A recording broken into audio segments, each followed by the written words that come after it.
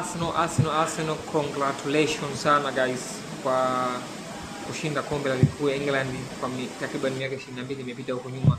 Mmestruggle vya kutosha, mlikuwa nasubira na mwalimu Arteta. Mimi nilikuwa ni mkosoaji mkubwa wa mwalimu Arteta, lakini nafikiri ameniprove wrong. Kuna kazi ameifanya. Yes, amefanya kitu kikubwa, amepambana.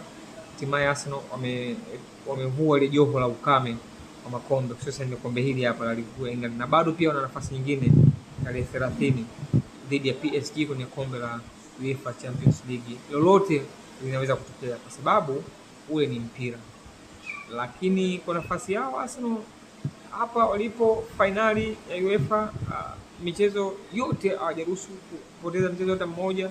Wanakuwa mabingwa ligi kuu ya England. Ni mafanikio makubwa sana kwa msimu huu kwa takriban miaka 22. Haya naweza nikaita ndio mafanikio yao makubwa tangu kipindi hicho kimepita cha miaka 22. Hongera zenu sana Arsenal. Msimu ujao tena mpambane, make consistency, ule uoga umeondoka sasa, mnajiamini, kosi kipana, kila kitu kinaenda sawa. PSG atakuja akijua anaenda kucheza na bingwa, kwa mechi itakuwa ngumu, mechi itakuwa nzuri, na watakia tena kila laheri hapo kwenye mchezo unaofuata.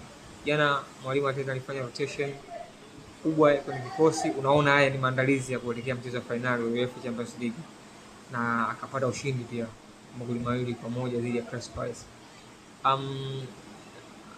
Man City ambaye alikuwa anaonekana atamchallenge ama anamchallenge Arsenal kwenye mbio za ubingwa, naye kapoteza mchezo wa mwisho wa kufunga msimu mabao 2-1 dhidi ya West Ham, naamini dhidi ya Aston Villa amefungwa Man City. Kwa hiyo alama zimekuwa 7, tofauti alama 7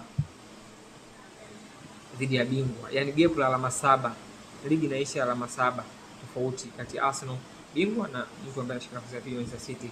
Pep Guardiola ametoka kwa aibu msimu huu bila kombe.